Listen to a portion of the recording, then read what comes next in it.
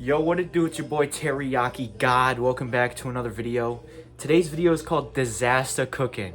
Today we're gonna be cooking up a meal. I've got all my ingredients right there in that yellow pot, and then I've got this pot right here, which is the vessel that we're gonna be cooking the food in. So yeah, basically, we're gonna be cooking today, literally. So let's get our ingredients out, shall we?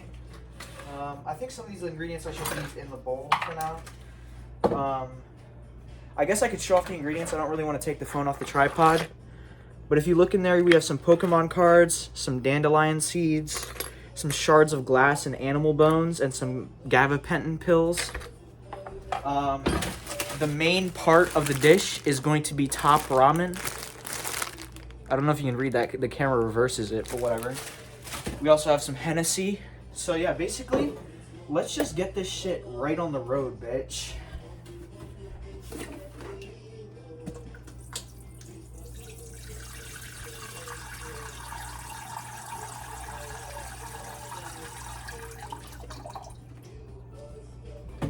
Awesome. Let's crack open that ramen. I remember I used to love this shit as commissary when I was in the county jail. I was in Baltimore County Jail. Don't ask why. It was for Fent distribution, but that's not really that important, and I'm a changed man.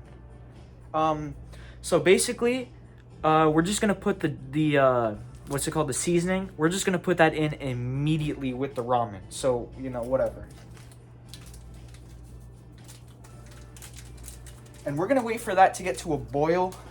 In the meantime, I guess we can go over kind of like, what is this dish? What is this dish? What culture is it from? You know, why am I cooking it? Is it good? You know, everything about the dish, really. And, you know, surrounding topics. So basically, this is a traditional Edo-Gaethian stew. Let me grab a chair real quick. So basically, this is a traditional Edo-Gaethian stew. Now, my wife is from Yagaleth. She's an absolute conehead bitch, and I really don't like her. But, that's besides the point. This is a traditional Edo-Gaethian stew.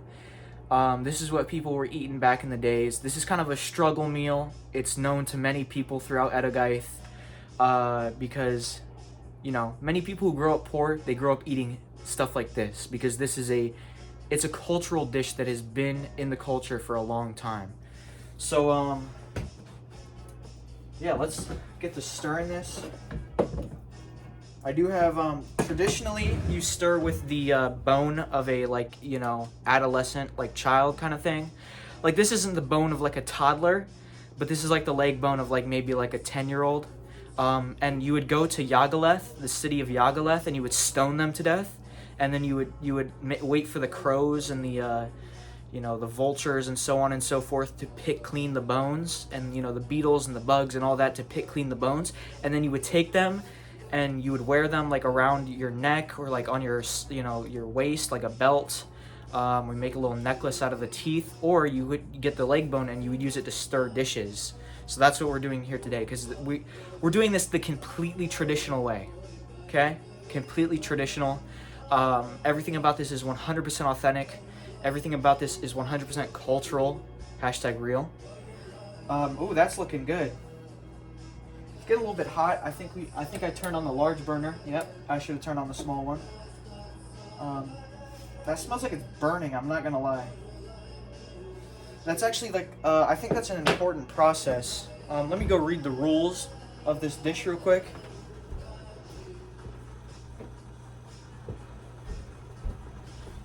Yeah, so it actually said that burning foul, like, shit smell is actually, that's what you're aiming for. So I'm completely cooking this correctly. Isn't that crazy? Because this is also my first try, guys. The only thing I know how to cook is, like, Eggo waffles. I just pop those in the toaster.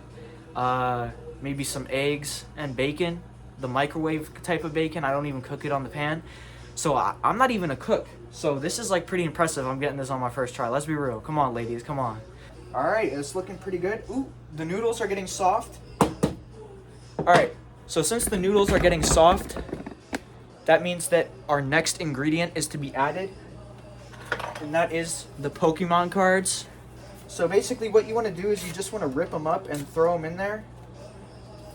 Like not like miniature pieces. You're not dicing them or anything special. You're just... Oh shit, I dropped it. God damn it, no, I can't fucking use that because I dropped it on the floor. God damn it.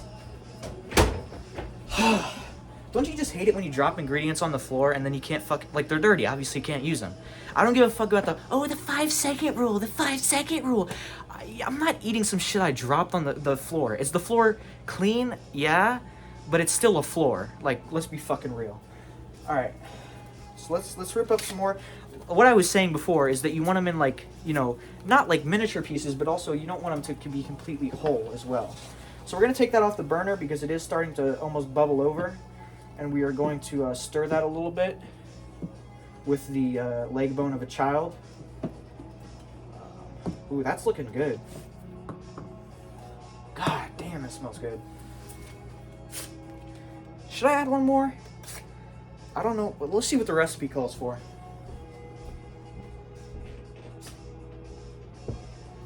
Alright, so the recipe calls... Wait. How many did I just add in? I think I added in 3, and it calls for 4, and I dropped one on the floor, so there we go. There we go. Now the Hennessy, I think, or I want to make sure I'm doing this completely correctly. I can't really memorize things. It's my fault. I apologize. So I'll have to be, you know, going back and reading the rules. Or the steps, the instructions. Alright, so actually the next step is not the Hennessy. The next step is the shards of glass. Ooh. That's looking good. Oh, it does get stuck on the bone a little bit. You actually don't want that to happen because if you let like the bone, like you're only supposed to stir with the bone. If you let the bone sit in there like this, I'm not going to do it. But if you let the bone sit in there and soak in whatever you're cooking, the life force energy of the child that was stoned to death in Yagalath will indeed be imbued into your meal, and you do not want that. Like, that's some bad shit right there. Okay, so we're gonna wait for that glass to, you know, get seasoned and so on and so forth. And we're... Oh, shit. Okay. Made a little bit of a spillage there. Ignore that. All right, let's smell it. Give it a smell test. I think that glass is done. Yeah. All right, so the next step... so you kind of have to splice steps together. You add a little bit of one step, a little bit of this step, and a little bit of the first step. So like, let's say you have A and B, you add a little bit of A, add a little bit of B, and then add a little bit more of A. That's how it works. So right now, we're going to be putting in 300 milligrams of gabapentin. All right, so the phone died. It's now plugged in. We haven't lost that much time cooking the meal. So what we just did is we threw in 300 milligrams of gabapentin, and now we're going to throw in a piece of a rat pelvis. And we're going to stir that up. That's looking pretty decent. All right, the next step is some dandelion seeds, so that when you inevitably die from this abominable dish, you will have flowers that sprout from your corpse. All right, so we added those in. Okay. Now we add in... this is a pretty ingredient-heavy dish, by the way. This is pretty ingredient-heavy. So now we just added in dandelion seeds. Now we're going to add in 300 more milligrams of gabapentin. And now we're going to add in the rest of like the rat and the squirrel bones. Stir that up. God damn, this is looking pretty fucking good. Oh, yeah, you don't want that to get trapped on there because it'll soak in, and then, like I said, the life force of the child will be imbued into your dish, and you fucking don't want that. Alright, now for the final step. Since the camera died off camera, I did read the steps a little bit more in depth. Now we add the Hennessy. I don't really want to add all of it. I do want to get wasted later, and that's enough, I think. I'm pretty lightweight, so I think that's enough. Yeah, I don't want to add any more. I don't want to waste it. All right. Let's keep stirring.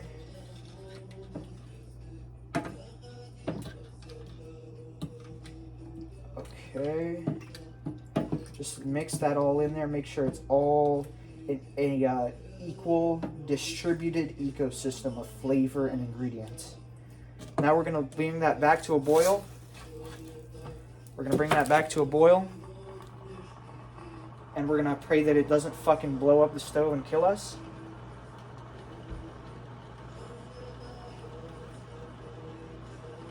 It's sounding a little bit like a nuclear reactor. I don't know if that's safe.